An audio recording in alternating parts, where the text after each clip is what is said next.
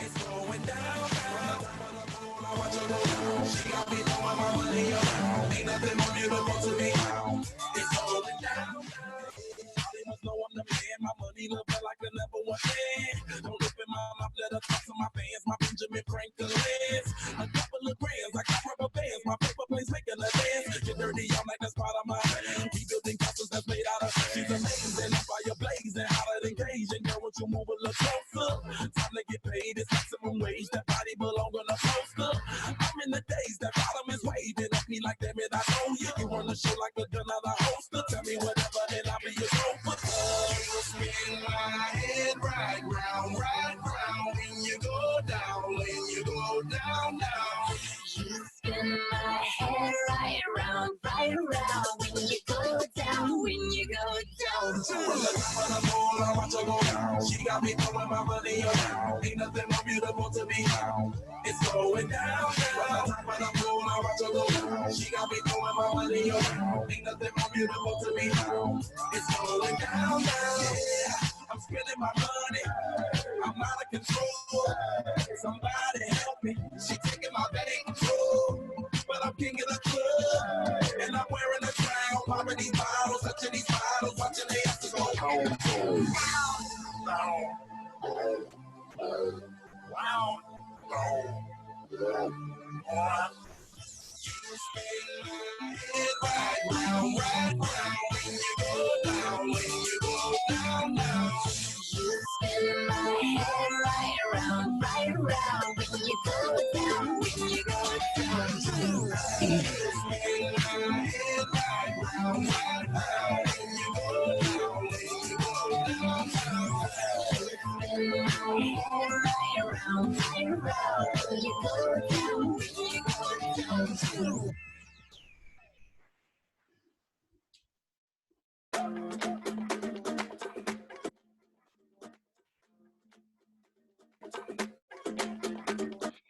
Worldwide to infinity, you know the roof on fire.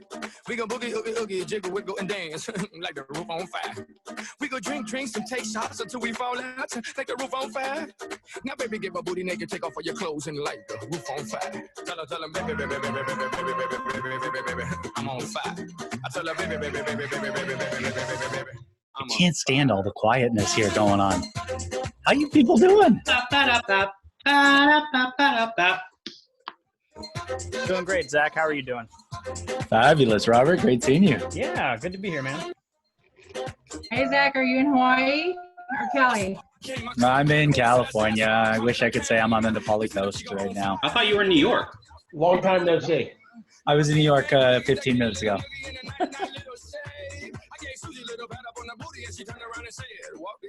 Long time no see, David. It's been an hour, I think. Sammy! Hello, hello. All these great faces popping in here. Jessica Gordon, Norris, Garrett, Andre, Cash, Amanda. Hey, Zach, you know one of the sad things about right now is it's not uncommon for people to have empty seats. So I know. It's actually, it makes me happy. Garrett has 2 empty seats in his background.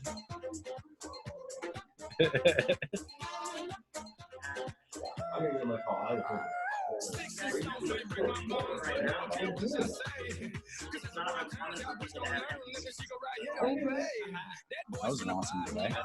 It's actually Garrett has 2 empty seats in his background. Anyone else here in the Echo? That's me. Okay, John. Because I just got us launched live on Facebook Live. So. That's why. That explains everything. So hello, Facebook land. I muted my my sound for the Facebook Live. Hey, so John. yeah. this charger What was that? for that blue,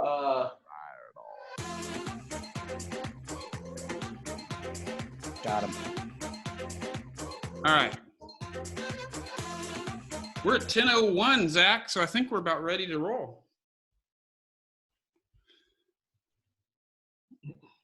I love that.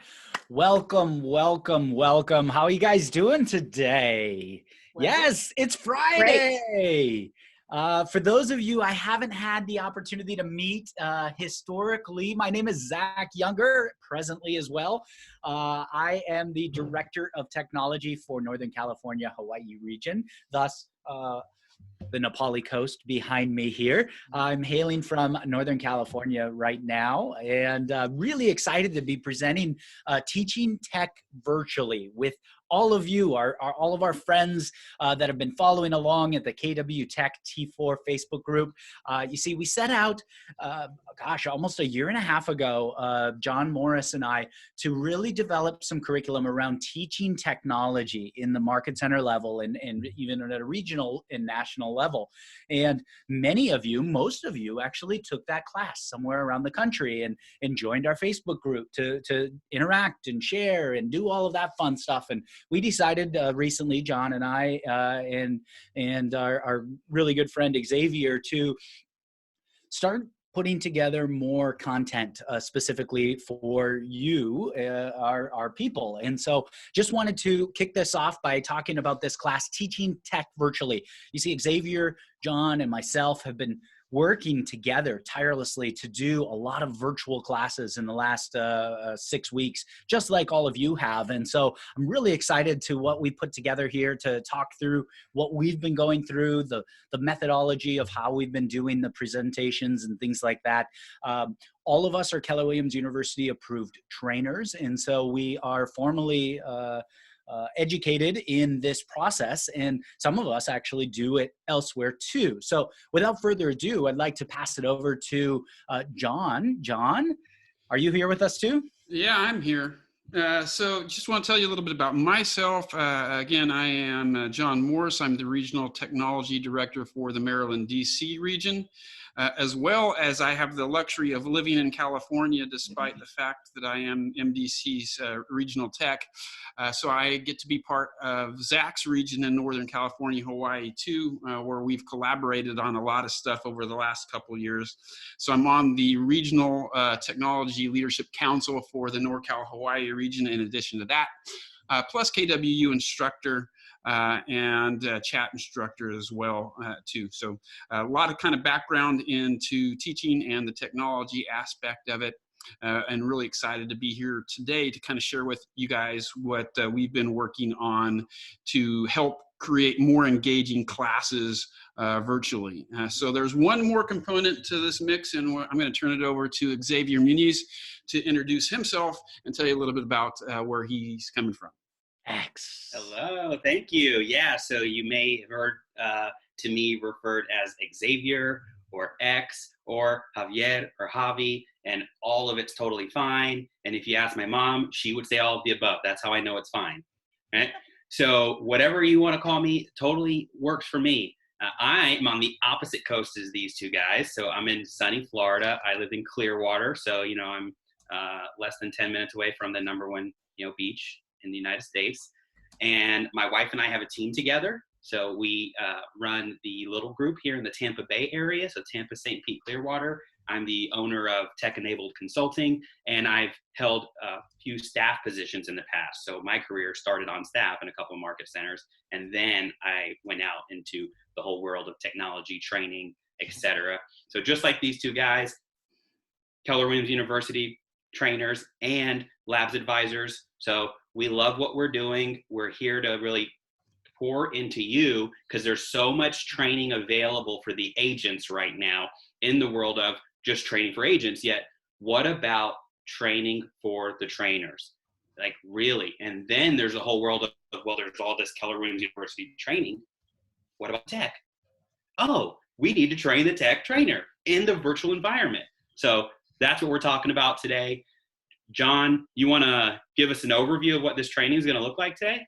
Yeah, sure. So basically, we have a few objectives that we want to make sure that we cover in this hour that we have with you. So just want to go over a little bit about what our expectations are that you should take away from the time that you spend here today, because we want to make sure that it's really valuable. So we're going to talk about really three things, and that is using the right platform, and not just for what you feel comfortable with, but the right platform to help engage learners and what your people that you're teaching, what they feel comfortable with. Then we're going to go into a little bit about preparation. How do you prepare for your classes? How do you plan and mastermind, setting objectives, planning for your courses, and then content, and making sure that you know how to fully utilize the platform that you are using, so that you can maximize some of that stuff. And then Zach's going to really lead us in a discussion talking about, hey, how do you get up there and perform your best so that you can really engage your audience and really can kind of create that interaction and participation in the courses? Because one of the things I think all of us has found in this Zoom environment that we're now in is that a lot of trainings and a lot of the meetings that we get on tend to be dominated by like one speaker, and everybody else is quiet, and like you can hear crickets when the speaker's not speaking. So we're going to talk a little bit about how your performance can really engage your audience to participate and interact and collaborate, just like it's a live setting, because that's really what the goal is here of the class, is to how do we take what we do in a live setting and really get that engagement back in the virtual environment. And before we jump into the next slide and start talking about platform, I do want to give a couple ground rules. One, we've muted everybody onto this call. That said, we encourage you to unmute yourself when you see fit. Quick life hack for you, if you weren't aware already, the easiest way to unmute yourself on Zoom is to actually just hold down the space bar while you talk. It's kind of like a walkie-talkie. If you press the space bar, it'll unmute you, and then you can talk. And then when you're done talking, you just let go of the space bar and it'll remute you. Little caveat to that, if you're using chat at the same time and you press down the space bar, your cursor could be in the chat box and it just runs. Xavier's laughing because he does it all the time, just like I do.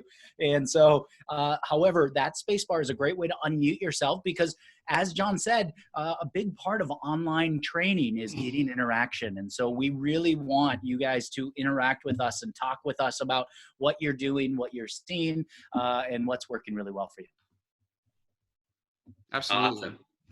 So one of the first things we're going to do before we kind of get into platform is we want to find out a little bit about not what you guys like to use for your platform when you teach, but when you guys participate as a student like you're doing now. What platform do you guys feel like you get the best experience in as a student? So we're going to launch a quick poll for you, and we want you to give us some feedback on, as a student, what is the best tool, or what's the best place you think, or platform that you get the best experience in the learning environment. So take a couple of seconds there to fill that out for us. Woo. I'm watching the results come in. For those of you in Facebook land watching live, there's a clear winner here. I'm not going to share what it is yet. Yeah, we got about 8 more people to vote before we can close the polling here. So we'll review all the options and then the grand prize winner. Yeah, so I'm going to give it. We're about 40 seconds into the poll. I'm going to give it to 1 minute, and then we'll close it out. For those of you watching in Facebook land, we asked Google Meet, also known as Google Hangout, Zoom, Skype, FaceTime, or other. And so those of you playing in Facebook land, just think, which one do you think is the best student experience? Google, Zoom, Skype, FaceTime, or other? Yep, so I'm going to end the polling here now because we got 90% vote, or 91. So I'm going to share the results with you. And then for those of you in Facebook land, we're going to share those results as well too. And when you're on Facebook, if you want to just type into the comment box which one you like, that'd be great too. So clear winner here, FaceTime was 0 votes, Skype was 0 votes. We had one person respond saying that they used something else. Google Meet got 1 vote, and overwhelmingly 53 of you, or 96%, said that Zoom was your favorite tool to use, or not use, to participate in when you take a class. And John, if it's okay with you, for whoever said other, I'm curious what that platform is. We're always looking for new platforms that are great learning experiences. You can type that into the chat if you wanted to admit what it is you're doing, or feel free to unmute yourself if that was you using another platform that you think might have been a good contender for this list. Hey, Yeah, just to add to that, right? If you've used other platforms, put those in the chat, right? So maybe you're not that one person that actually voted, but you're someone else. And same thing if you're live on Facebook right now. If you have other platforms you've used or you've been in the experience of using and you enjoy, put those in too, okay? Yeah, we saw MashMe, of course, which is a platform that Keller Williams International uses for live streams before the time that we found ourselves in. We saw WebEx come through, and also Live Webinar and GoToMeeting as solutions as students as well. Awesome. All right. Well, if you have more that pop up, the popcorn kernels go off in your head, feel free to put it in. So let's, move forward in this conversation and really discuss when it comes to platform, what are the key things that we're looking for? So when we're discussing platform, what we're paying attention to most, number one is accessibility. And what we mean by accessibility is we want you to focus on, it's not about you. And unfortunately, a lot of us really, as human beings, that's how we're wired, right? So in this sense, we're not talking about that. We're not talking about what you're most comfortable teaching with or that you're most comfortable using as an instructor. Who's it about? It's about the students, the participants who are going to be in the training with you, and it's about the content. How are you going to best deliver the content you want to deliver? So that's what we look at when we think of accessibility. Those are the key points, okay? And then we're looking at functionality. So Hey, Javi, before you go on to that, I just wanted to add to that, and I apologize for interrupting you. Yeah, just don't do it again, okay? We'll see. No promises. I just finished teaching a class in New York, well, virtually, of course, and that was on the customer experience. As a master faculty for Keller Williams University, I teach on customer experience often. And here's what we know about the customer experience. You have to meet your customer where your customer is. You have to meet your consumer where your consumer is. The moment that you make your students, in this scenario, or your consumer, meet you where you're most comfortable, you've just lost their experience.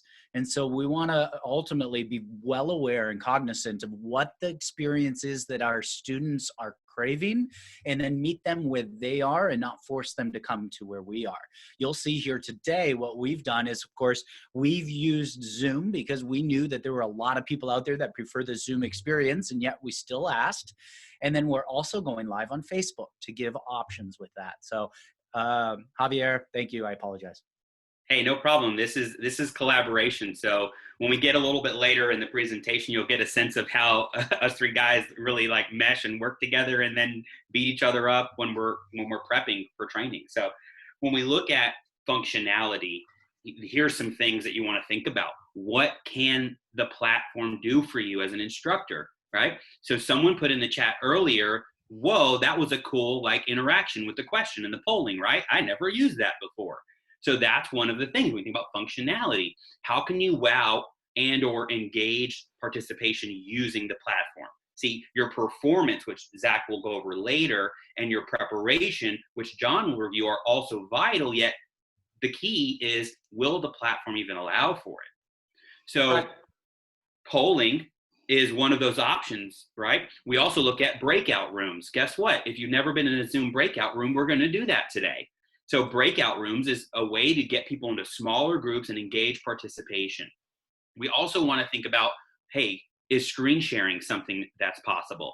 Because when we think about like FaceTime and certain things, it's like, wait a minute, this is good for people getting on video for each other and some of those other webinar platforms, yet if I'm a participant, can I share my screen? Is it only the primary host that can share their screen? We also want to think about admin features. So when you're an admin / host / co-host, because see, Zoom has a feature called co-hosting. So that's one of the reasons we love it. We have a primary facilitator or host, but we also have someone actually leading the conversation. So if I'm leading the conversation, how easy it is for me to go now and set up a poll or a breakout room. It's tough, right? I'd have to stop engaging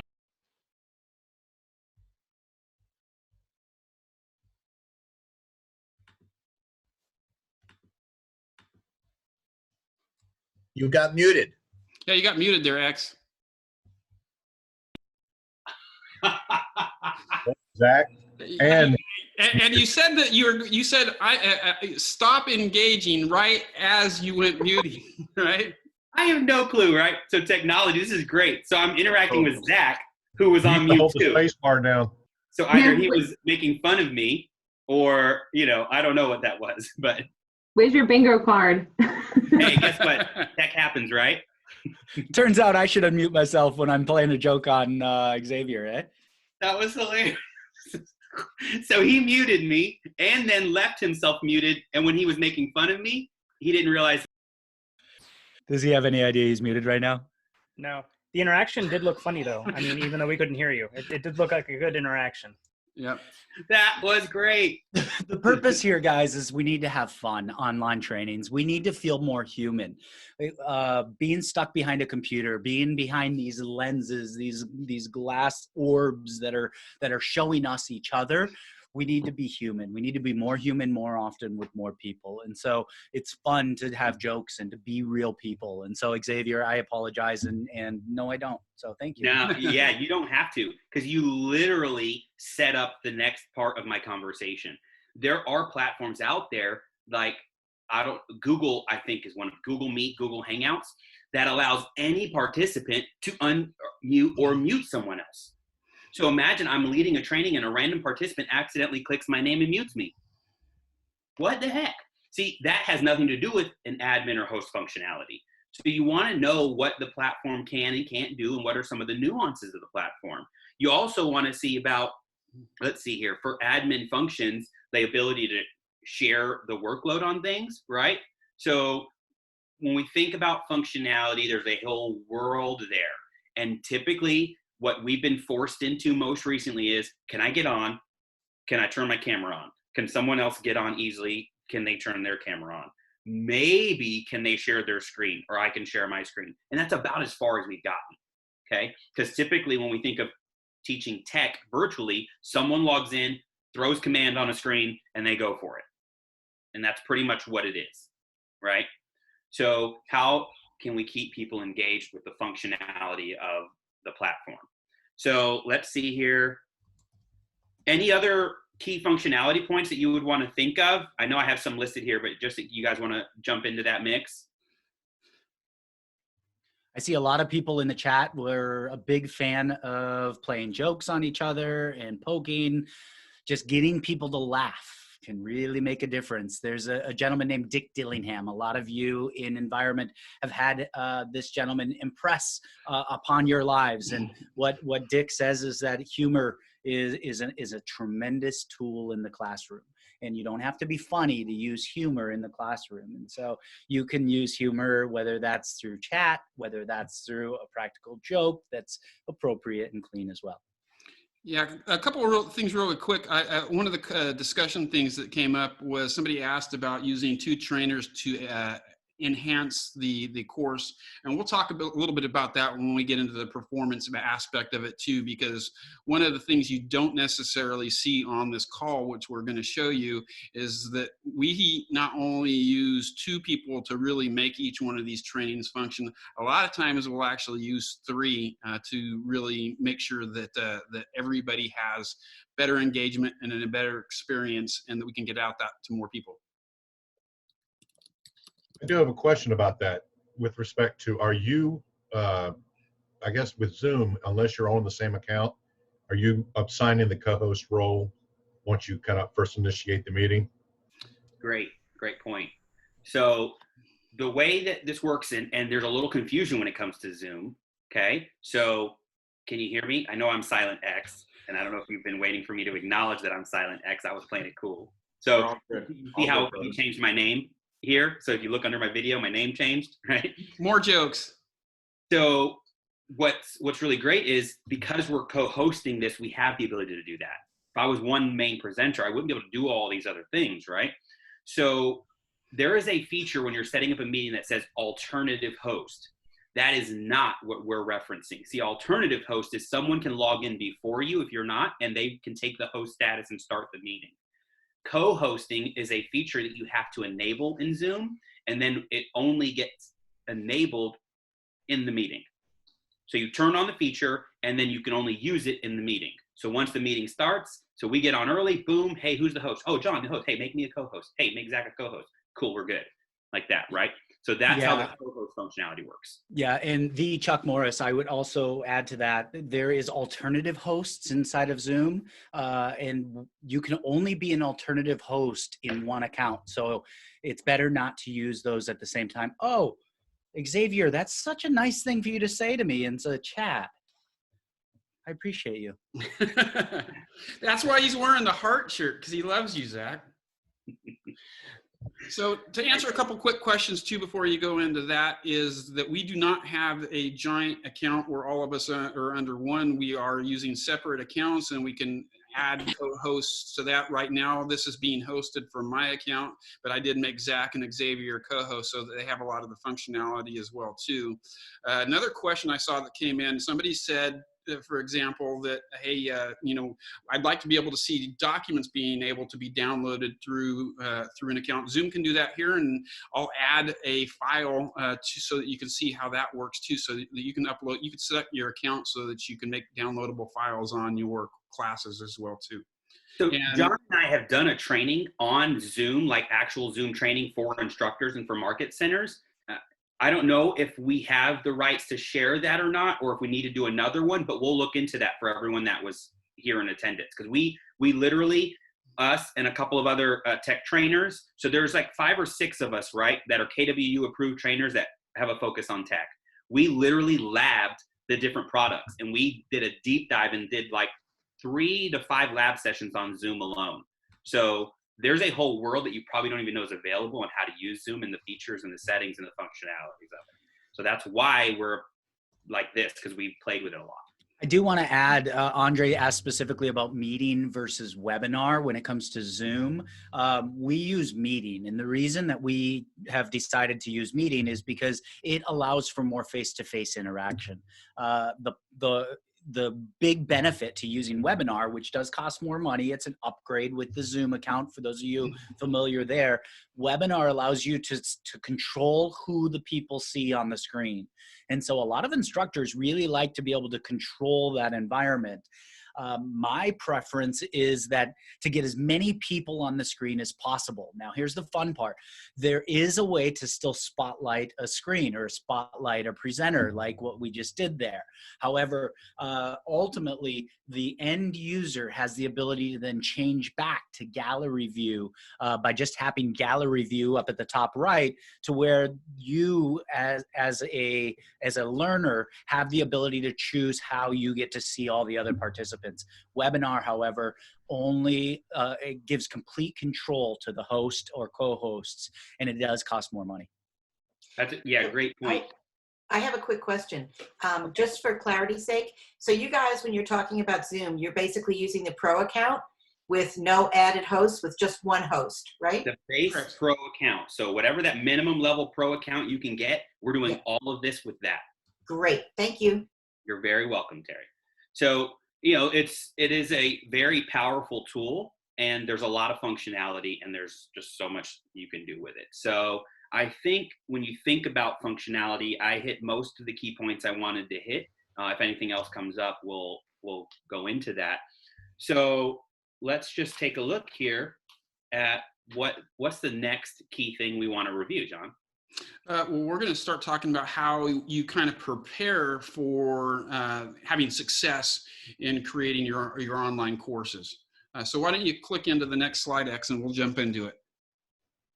Oh, actually, we go back one, right? There you go. So one of the things I always, every time I'm teaching a class when it comes to training trainers on things, and whenever I'm working with my market center tech trainers in my region, where I really start out all the time at is with setting objectives.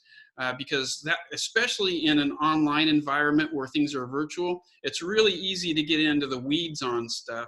And by letting people know, you notice that was like one of the first things we started with was, hey, here's what you're going to expect. This is what we want you to learn by leaving this class today. Those should be your walkaways. And I think that helps provide clarity for you. It helps provide clarity for what the students are going to learn. And then it really will help you kind of get into the content, which we're going to talk about here. And as an educator, that's one of the things, or the places I really start, is I start with the objectives. What do I want to accomplish? And then what pieces can I use to train people so that I accomplish those goals? And that's how I build my content. The process is basically working backward. End result, okay, what do I need to do to lead up to getting that content in there? And that's one of the things that Xavier and Zach and I do a lot when we're teaching classes together, is you see the end result when you come to the class, but we're on here practicing this stuff and walking through stuff and saying, okay, how do we set the polls up? How do we set the breakout rooms up? Just kind of masterminding with each other and collaborating to make all this stuff happen. So it's not necessarily a formal rehearsal, but more of a, hey, okay, hey, here's what we're going to do here. Here's what we're going to do here. And okay, here's the content. This is what we want to talk about. And then that really helps us when we get into the live situation, because now we know what to expect, when to expect it. Our timing is really good. And especially if you're going to start using multiple facilitators to make sure that this happens, you guys are all synced up and on the same page. And then ultimately, practice on the platform, what that really means is, hey, whatever medium you're going to use, if you're going to use Google Meet, if you're going to use Skype, if you're going to use Zoom, practice your platform so that you know how to make, hey, I want to do a poll. If I didn't practice how to do a poll inside of Zoom, that could really cause some problems when I'm teaching the class, because now the class is waiting for me to continue on with my instruction, and I'm trying to figure out how to make the poll work. And I'm sure that a lot of you guys have been on calls, especially at the beginning of this whole remote environment or remote world, where there were some meetings that were train wrecks. I know that I have been on a couple of those as well too. And I've led one or two of those. Yeah. Full Guilty transparency here. An embarrassment. And that's why we really want to go over this, because it's not just a matter of, hey, here's how you do a Zoom class, but here's how you can practice it, and here's some best practices and tools. So if you're going to utilize things like polling, if you're going to utilize things like streaming to Facebook Live, if you're going to use things like the breakout rooms, kind of practicing the platform is going to give you the ability to know how to do that. I know the first KWU course that we did the first time, there were some issues with Facebook Live that were causing a little bit of problems, and things didn't quite go exactly the way that we wanted there. And so after doing that, going back and practicing that a little bit more so that we knew how to make that work, really helped facilitate future things. So that's really what we want to kind of cover in this point as far as your preparation, is find out what your end result or your goals are. Make sure that you build content around those things so that you can accomplish the goals you want. And then finally practice the platform so that you really get it dialed in on how you want to make or manipulate your session. Zach X, you got anything to add to that? I do. The first one around setting the objectives. This is why I love teaching Keller Williams University courses, because they set the objectives for us. They put the content together for us, and these are course writers and curriculum writers and designers that build all of this. So I would encourage every single one of you to please use the materials that Keller Williams University have already put together for us. Don't reinvent the wheel when you don't have to, which is a really exciting part. Also, what I want to add here is, John, something we taught in Train the Tech Trainer was always having a backup plan. Absolutely. What we know is that technology will go wrong when you use technology.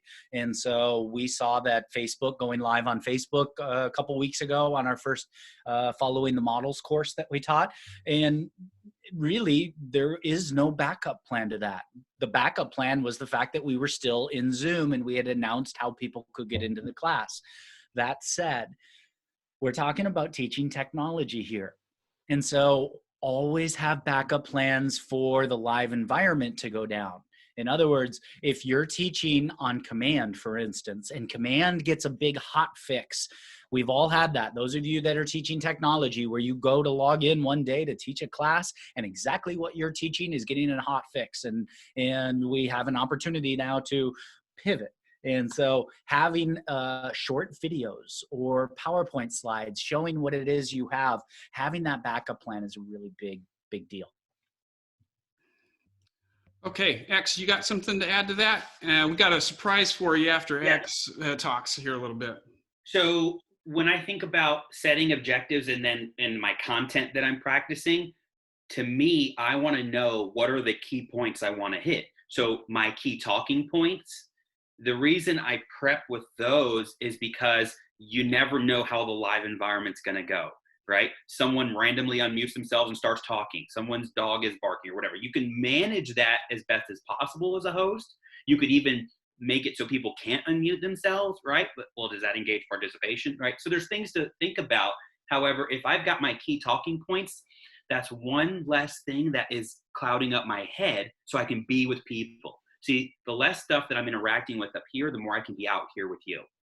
And so to me, that's what's most impactful. Zach touched on it earlier when it comes to we're human beings, not human doings. Okay, did you know that? So that's what this is about. How we love to connect with people. I'll tell one on myself here a little bit. So we do a tech happy hour, with some of the labs advisors and tech people and stuff. And we did a Zoom one. We did one last week, and we were on that happy hour for 7 hours. I'm telling you, I think we broke a world record for Zoom happy hour. Why? We started at 8 o'clock Eastern, and I got off at 3 a.m. But why was that so? It was because we love to, some of us really want and love and need that human connection. So we just, even though some people got on and left and got whatever, it was like, this is so cool. The time flew by. It was great. You got a point on that, Zach? Yeah, and I was on not 7 hours of it, and I was on some of that. And here's what we knew. We were helping each other. We were troubleshooting. We were helping each other feel more human. And we were going through and testing and practicing inside of Zoom. We were hosting real lives during this online happy hour. And so help people be more human right now. And that's your epic win. Yeah. And then speaking of being more human, is that we actually planned a breakout for you before we started talking about this. And we missed that and kind of talking about coordination. And I'm bringing this up because you didn't know that you even missed something because we just played with it. Xavier said, hey, weren't we supposed to do a breakout? And I said, yeah, we were. I'll work it back in later. And I wanted to bring up that, hey, I made that mistake. I'm human, right? We missed the spot where we were supposed to do it. But now I can go back and show you guys what we were going to do. And I wanted to bring that up because as you're training and as you're going through here, just remember, if you miss something or you skip something, don't worry about it because ultimately you guys would have never known that we were going to do that if I didn't bring it up to you guys. And had I not said anything about it, we could have broke you out into the breakout room right now and you wouldn't have noticed anything even different. So don't beat yourself up when you do make mistakes and you are a little bit human because it happens to all of us. Just continue to roll with it. And now we're going to break you out in a room and just so you guys can see what that looks like if you have not done that before. And what we're going to do in this breakout is we want you guys to think about, we talked a little bit about practicing and preparation here. What do you guys do as instructors to prepare for a class, whether it be live or being on virtual, but especially virtual? How have you modified or changed the things that you guys are doing to address this new virtual environment? And just collaborate with each other for about 5 minutes. We don't want to do too long of a breakout because we just wanted to get you guys in one so that you could see what it looks like so you can start utilizing it in your tool belt if you haven't done that yet either. And then when we come back, we'll just ask you guys for a couple of your best practices that you've done in setting up your virtual learning environments. So I'm going to break you guys up into some breakout rooms right now. And let's see, we'll go with 7 rooms because we got about 71 people. And we'll put you in right now. All right. So you want to get yourself off you're not on video, or if you're not on video, get your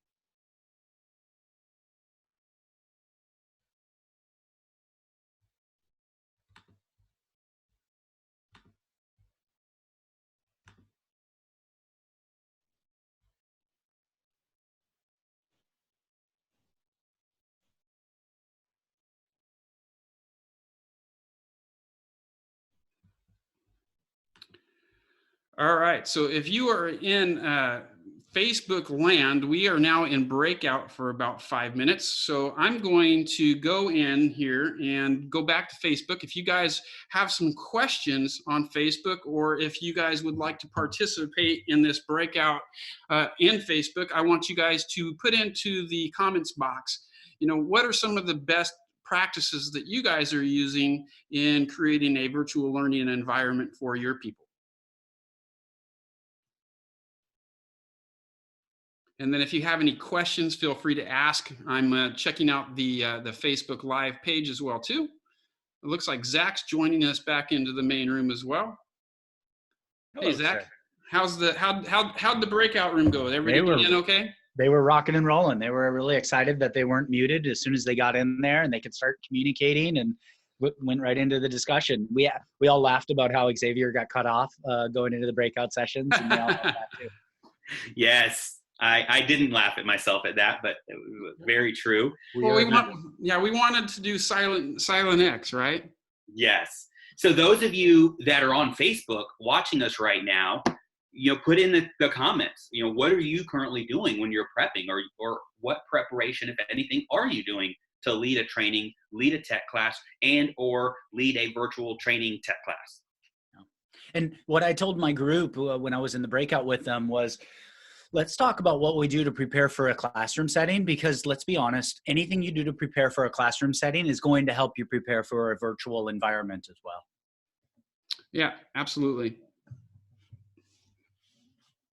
So checking Facebook, it looks like the only question in Facebook land is Xavier's question as well.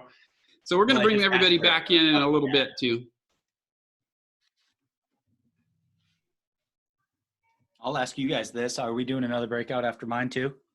We talked about if we had time, we were going to do one. So we'll just kind of wing it to see if we have time. Then we'll break them out to do a collective aha and then come back and give their ahas. If not, we'll just go to the end of it. Who's debriefing this activity? I'll debrief it once they come back. Awesome. Thanks. Those of you watching in Facebook land, good conversations to have before someone comes back from an activity. Yeah, I think John actually said winging it. So yeah, looks like we got about 11 on Facebook Live right now. Hey guys, thanks for joining us. All right, so we got about 2 minutes. I'm going to give a broadcast message to everybody, giving them a 2-minute warning. Now, if you're in Facebook right now, one of the things you can do when you put people in a breakout room is, as a host, you could type a broadcast message that you will then send out to everybody in the room to let them know a message that you want to say, or if you want to give them a notice that time is about up to start wrapping up their conversations.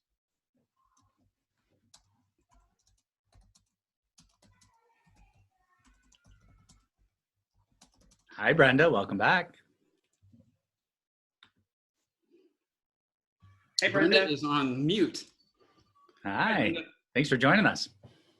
Brenda is from my region in MDC, and she's amazing. So awesome. You've got an incredible regional technology director, Brenda, as I'm sure you already know. So a question we got from Facebook. How do you avoid the awkward Zoom pauses? So maybe we save that for when everyone's back in the room, and we'll address I think that's really great. Yep. I'd like to mastermind around that with everybody, if that's okay with you guys. Yeah, I think that's great. Yep, not okay with me, but it's well, it doesn't matter. You've been overruled. That's why we got 3 people here. There's a 2-to-1, right? Always. Everybody's coming back in about 25 seconds. Great. What's up, Mesh? What's up, guys? Good to see you. I actually clicked on the wrong button. I didn't realize it said to go back to the main session. That's how I got in here earlier. That's I why was even going to chime in and give my 2 cents, and I accidentally clicked the wrong button. I didn't even read it properly. That's why we do these things. Yeah, I was actually trying to dismiss the box. So this is a great point here, right? So when we come back, since we as co-hosts ourselves popped into breakout rooms to jump around, our screen sharing, our slides are disabled currently. We'd have to go back and turn that on. But the cool part is what you notice, all the tiles that come in, right? Yeah. When people get back from a breakout. So we have almost the same amount of participants that we started the session with. So we've been holding the participants. So if you've been tracking, we're 3/4 of the way through, and we still have almost the full amount of participation we had when we started. The difference is we cut the number of people that were not on video in half. So we increased the number of people now participating via video. How cool is that? Just from a breakout session. Yeah, and now a couple questions came into the chat, and there's a couple other things we want to talk about too. But before we kind of start back up or go into those questions, we broke you out into the rooms for a purpose, and that was to talk about some of the best practices that you guys are using in transferring your trainings from a live environment into a virtual environment. And one of the best things about being an educator or a teacher is learning and basically R&Ding or rip off and duplicating what other people are doing. So let's share for a little bit. What were some of the things that you guys heard in your sessions that people are doing that you thought, wow, that's awesome. I'd really like to incorporate that in the things that I'm doing. Hey, so this is Alana. Somebody shared in our breakout that they pre-record a Zoom or they have a video ready to go, especially if they're teaching command. So that way, just in case command is kind of, having some kinks, they can just roll the video. I love that. Yeah, that's one of the things that I teach people when Zach and I were going around teaching the T4 is that do a video of anything that you want to demo on command ahead of time. And this does two things. One is it helps you practice the content on what you're going to want to do. Two, it's going to help you see if any updates have been made to command from the last time that you looked at it so that you're ready for those things. And the third thing is that if I go into a presentation now and something in command is down or not working, I can access the video showing people what I was going to teach them anyway, so then it doesn't disrupt that instruction. So that's great. I do want to add to that, Ilana, that was a really great aha you had from your group. And John, I just put into the chat box, those of you watching live virtually from Facebook, Loom is a tremendous tool for capturing your screen. If you haven't used it yet, Loom, L-O-O-M. You can sign up for free using your KW email address, and you can actually just download it onto your Windows or your Mac. You can also download it to your iPhone. And when you turn on Loom, it will capture your entire screen or a particular window if you want to focus on a window.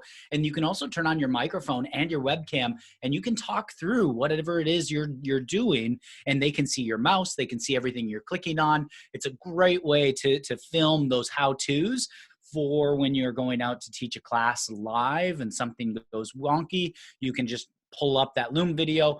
What I highly recommend is put that, if you have slides, put the link of the Loom video inside the description, so it's super simple to go back and retrieve that video instead of having to go into your Loom account and retrieving anything that's looking for that as well.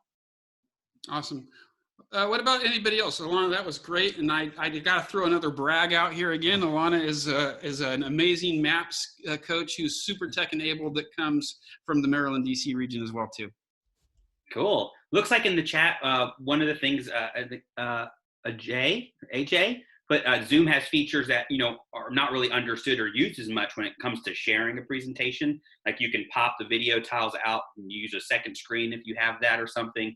So that's actually what I'm doing right now. I literally have like a 40-inch TV right behind my laptop screen here. So I'm looking at all of you here, and then I've got the slides back here so I can manage the slides while we're presenting and then still be with everyone, have the videos, have the participant list, and have the chat all together.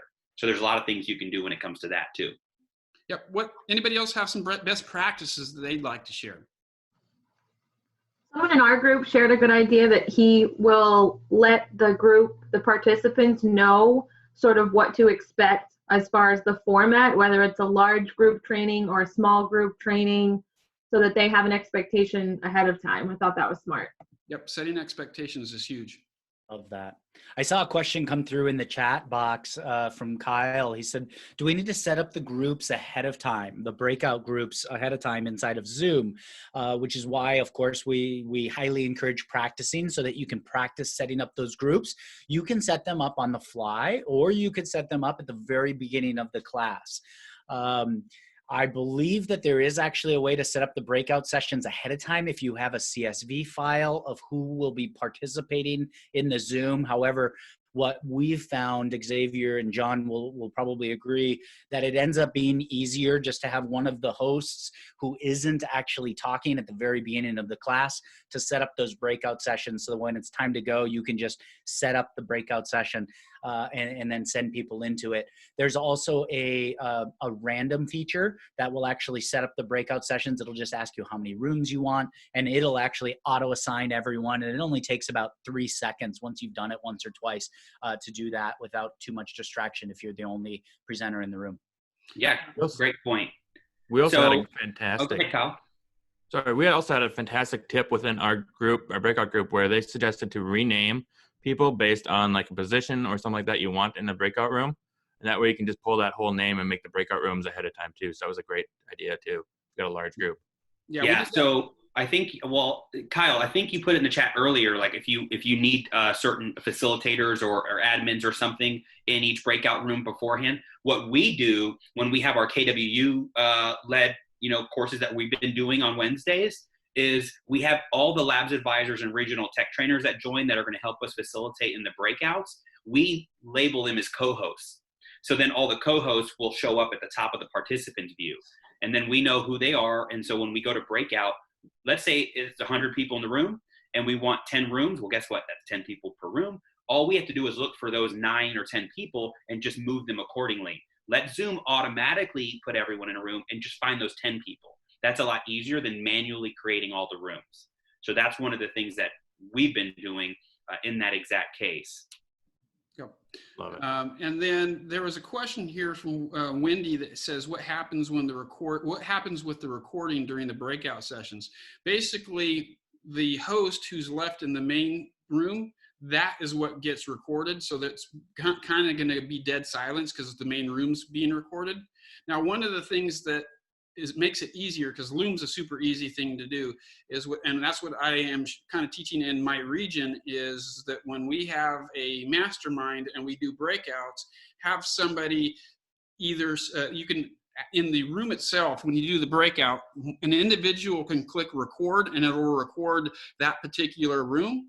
Or you can just open up Loom and then Loom the particular rooms. And then that way, when you come back after you're done, not only can you have a recording of the main session, you can also have recordings of each of the individual breakouts too, which I think is pretty valuable.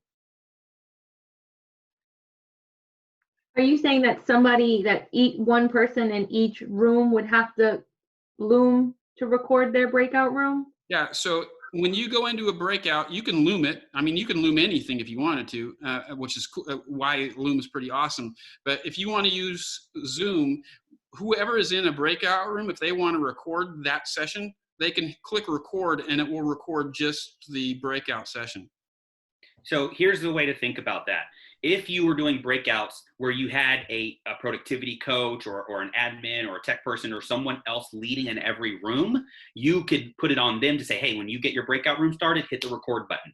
At the end of the meeting, when you get your recording file, send those all to me. What we do is, especially if we're playing music and things like that, we edit the dead space out, or someone stays in the main session the entire time and engages with the live Facebook audience.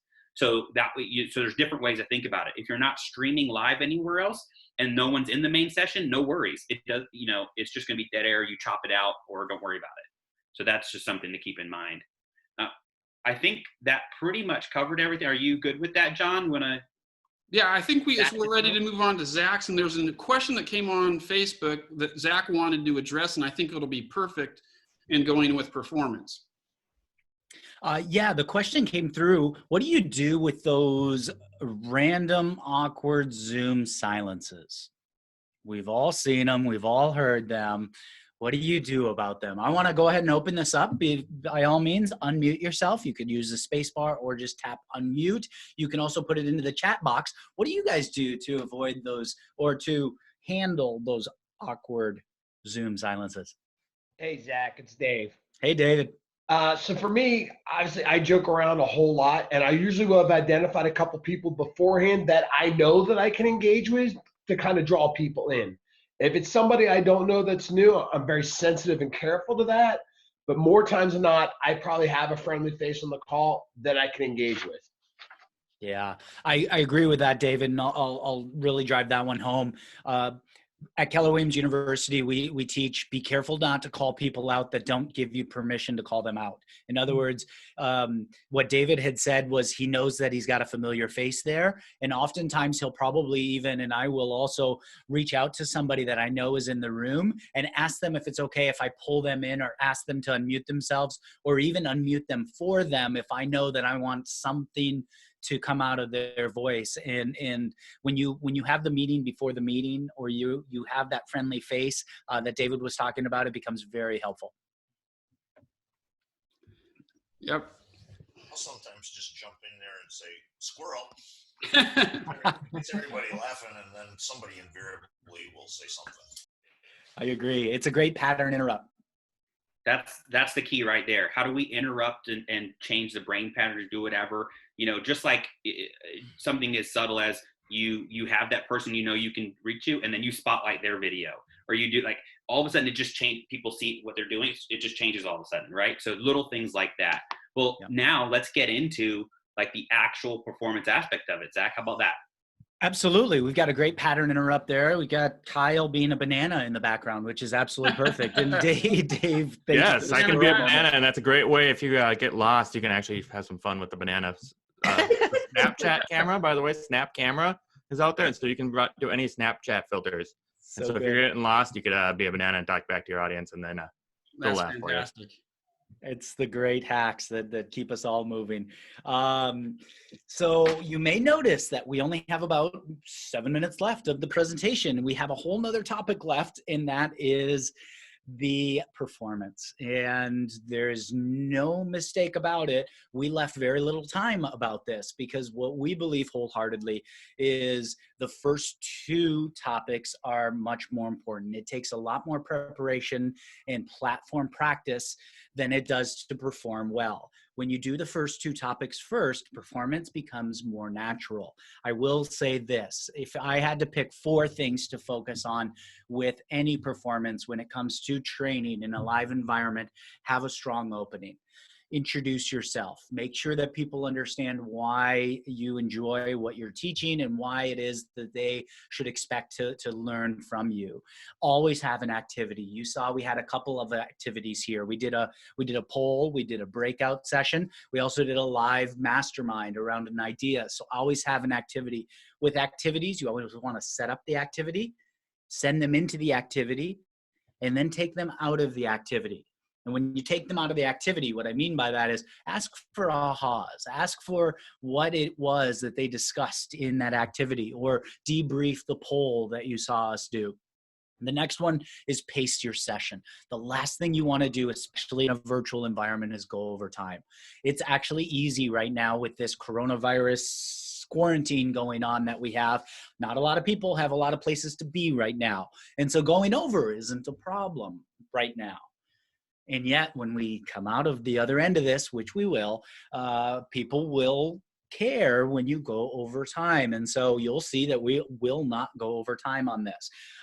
And then finally, a strong closing. At Keller Williams University, we call it whole part whole. Tell them what you're going to tell them, then tell them the things that you told them you were going to tell them, and then whole, tell them what you told them. In a closing, a strong closing, you're going to review the things that you talked about in that time, and you may even leave them with a great story or a farewell message or an inspirational quote. A couple quick other tips that I don't have on the slide here. Voice matters. The sound of your voice matters. The dynamics of your voice matters. Some of you may or may not be aware, I'm actually using an external microphone because we're on our computers. Our computer microphone is designed to pick up sounds everywhere. And it actually sounds like we're in a cave oftentimes. I'm using an external microphone. It's a $60 microphone. You can pick it up at Best Buy. I'll show it to you in a second. But first, what I'm going to do is I'm going to switch microphones so that you guys in a live environment can hear the difference. Right now, I'm on a studio grade microphone that's actually picking up my voice. And in 3 seconds, I'm going to switch over to the webcam. And so in 1, 2, 3, I'm now using my webcam microphone. And you can see now it actually sounds like I'm kind of in this cave, and it's almost a little bit distracting with that sound.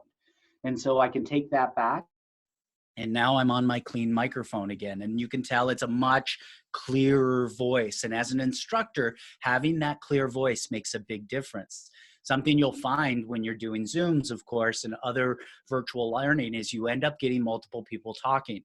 With a good, clear microphone, you can speak over other people and get into the conversation.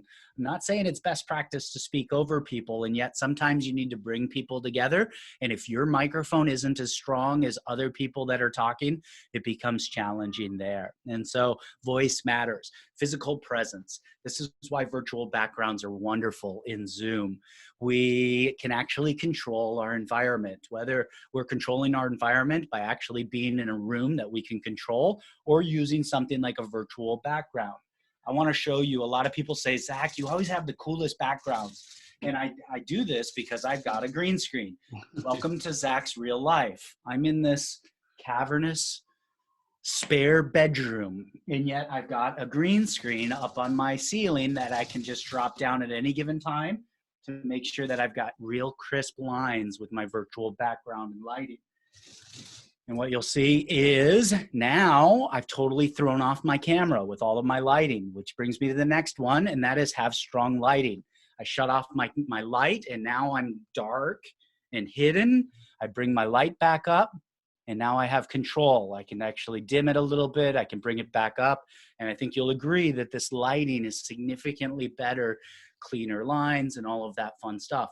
Lighting and sound is a big part of our performance, and also just controlling our environment. Finally, communication. We communicate more than just voice. Use gestures, relate with people. Come in a little bit closer to the camera sometimes when you have something you really want to drive home, or step back and be jovial and laugh and joke.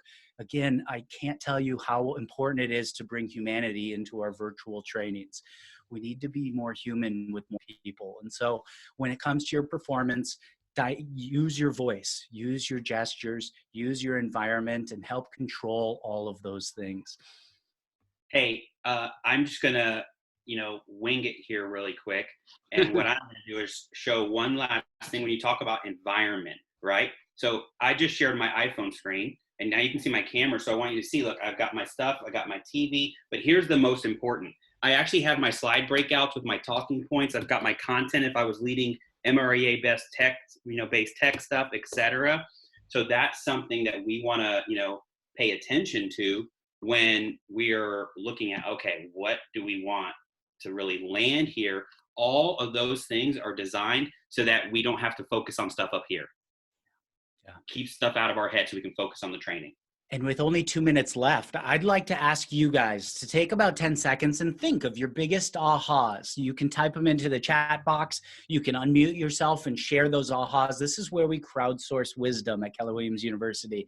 In other words, we all learn from each other. And so I'm going to go ahead and just open it up. John, do you have anything, any questions or anything that you want to handle before I open up for Q&A or ahas? Yeah, really quick, not necessarily ahas, but a lot of people are asking about the mic that you're using, Zach. And if you haven't looked at it yet, I put in the Zoom group chat the link on Best Buy to the microphone. Zach and I have the same microphone. It's a Samson microphone. It's a couple of questions on the lighting stuff. There's all kinds of different lighting things you can do with some of the ring lights. So I know Zach uses a ring light. X, I'm not sure exactly what you use. I travel a lot and teach, so I don't want a big bulky light. So I'm using what's called the Lume Cube. And with the Lume Cube, I can actually attach it even to my phone and take it mobily with me when I want to use lighting for my phone. And that's only like $49, which is pretty awesome feature as well too. So a lot of different things with some of the lighting stuff. And then I found a pretty cool feature as well, which I could put into the, well, actually, I'll just tell you. I don't have an actual green screen like Zach does, because again, I want to make sure that I get as many things that I can take mobily because I travel with my job. I have a 2,500 mile one-way commute to my MDC job, And so I found a tool called XSplit. It's software that will help you with some of the green screen stuff if you don't have a physical green screen. So that's what I'm using to be able to get around some of the green screen functionality stuff too. And you can buy that as a lifetime license for like $40 or something like that, which is pretty cool.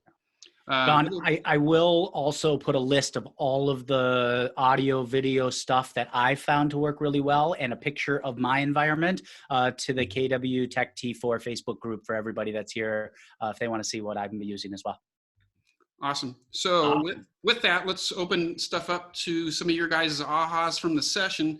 And if we do future sessions for you guys, I think part of the aha process is what else would you like to learn from us that maybe we could put together for you guys later?